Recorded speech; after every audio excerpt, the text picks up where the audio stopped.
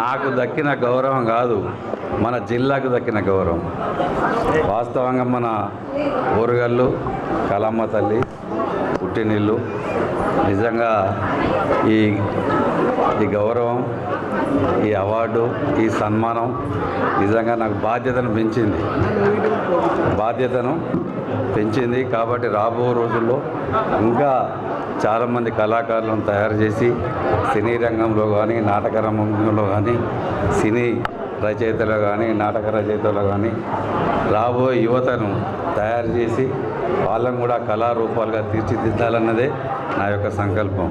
కాబట్టి అన్నిటికీ ఈ రోజున యువత ముఖ్యంగా చెడు సావాసాలకు వెళ్ళి ఇవాళ యువకులు చెప్పేవారు లేక క్షణికావేశంలో మరి వాళ్ళు పక్కదారి పడుతూ ఉన్నారు. వాళ్ళని సమాయత్తం చేసి కళారూపాల ద్వారా వాళ్ళ చైతన్యవంతులు చేసి ఇవాళ మన జిల్లా నుంచే నాంది పలకాలన్నదే నా యొక్క ధ్యేయం. కాబట్టి ఇవాళ మీడియా సోదరులంతా దీన్ని మన రాష్ట్ర నలుమూలల, ఉమ్మడి రాష్ట్రంలో కానీ అంత నలుమూలల ఇంత పెద్ద స్వరాభిషేకం ఈటీవీ వారు కూడా చేస్తారు. కాబట్టి దానికి మించిన స్వరాభిషేకం మన జిల్లాలో జరిగింది. కాబట్టి అది పెద్ద గర్వకారణం అని చెప్పి ఈ సందర్భంగా గుర్తు చేస్తూ రాబో రోజుల్లో కూడా ఇంకా ఎన్నో కార్యక్రమాలు చేసేది ఉన్నది. నిజంగా కూడా ఇక్కడ ఆత్మకూరులో కూడా ఒక సినిమా షూటింగ్ నడుస్తున్నది. ఆ సినిమా షూటింగ్ కూడా మేము దగ్గరుండి కూడా మా జిల్లాలో తీయాలని చెప్పి మంచి సంకల్పంతో ఇక్కడనే షూటింగ్ స్టార్ట్ చేసినాం. కళాకారులంతా కూడా ఇక్కడికే వస్తున్నారు.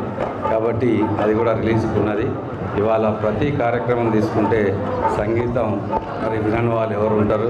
కళాకారులు కూడా యువకులను తయారు చేయాలనే సంకల్పంతో మన జిల్లాను మరి పేరు ప్రఖ్యాతి దేశ నలుమూలలు చాటి చెప్పాలని ఈ కార్యక్రమం తీసుకున్నందుకు స్వరాభిషేక మరి కళాకారులకు వాళ్ళ బృందానికి ధన్యవాదాలు కృతజ్ఞతలు వచ్చినటువంటి పెద్దలు గౌరవనీయులు కళా సంస్థలకు అన్ని విధాలుగా ప్రోత్సహిస్తూ కళని ఆదరిస్తూ కళా అభిమానులందరికీ మరియు కళాకారులందరికీ కూడా ఈ సందర్భంగా శుభాకాంక్షలు, అభినందనలు తెలియజేస్తున్నాను. పెద్దలు గౌరవనీయులు డీసీపీ ద్వారా కవిత గారు ముఖ్యంగా ఈ సంస్థ ఎన్నో సంవత్సరాల నుంచి కూడా ఇక్కడ కళలకు, కళాకారులకు ఎంతో బ్రహ్మాండమైనటువంటి కార్యక్రమాలు చేపట్టి ఇరు రాష్ట్రాలలోనే ఒక ప్రత్యేకమైనటువంటి గౌరవాన్ని గుర్తింపు తీసుకొచ్చినటువంటి ఆ రోజు ముఖ్యమైనటువంటి సింగర్ మనకు సారంగపాణి గారు. అందరికీ తెలుసు. సారంగపాణి గారితో శంకర్ గారు కూడా బ్రహ్మాండమైనటువంటి కార్యక్రమం ప్రతి జాగాలో కూడా వారు ఏదైతుందో వారు వస్తున్నారు.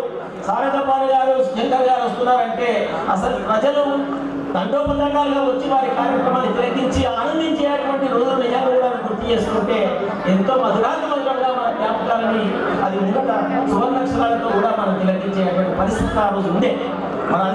మన దగ్గర నుంచి ఎంతో మంది కూడా ఇక్కడ కళాకారులు మన జిల్లాలో చక్రి గారు, దాని తర్వాత కంచర్ల మన శ్యామ్ గారు కానివ్వండి, ఇలా చాలా మంది కూడా కళలకు ఈ వరంగల్ జిల్లా నుంచి ఎంతో పేరు ప్రఖ్యాతులు తెచ్చినటువంటి ఎంతో మంది ముఖ్యులు ఈరోజు మన వరంగల్ చరిత్ర. ఎందుకంటే ఇవన్నీ చెప్పేది ఏంటంటే వరంగల్లో ప్రత్యేకంగా కళలు, కళాకారులు ఇక్కడ జరుగుతున్నటువంటి ప్రతి విషయంలో చరిత్రలో లిఖించదగ్గదే మనము కళలు. ఆ కళలకు వారసత్వమే మన వరంగల్ జిల్లా.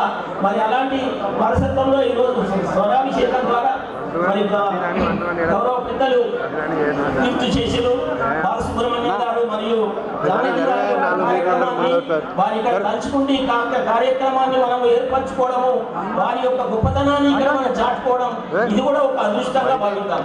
ఎందుకంటే మీ అందరికీ తెలుసు 1990s లో ఎన్ఐటి అప్పుడు ఆర్ఈసీలో బాలసుబ్రహ్మణ్యం గారికి ఆ రోజు నేను ఒక కార్యక్రమాన్ని మా కళావాహిని సంస్థ ద్వారా కార్యక్రమాన్ని చేపట్టడం జరిగింది.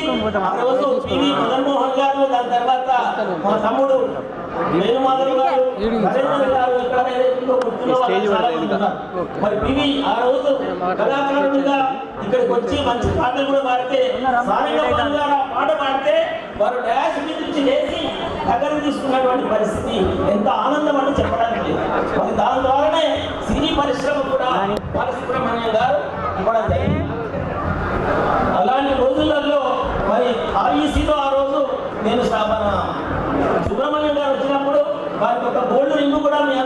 చాలా మంది వందలాది వేలాది మంది ముంగట గోల్డ్ పెడితే వారు డాష్ మీద అన్నారు.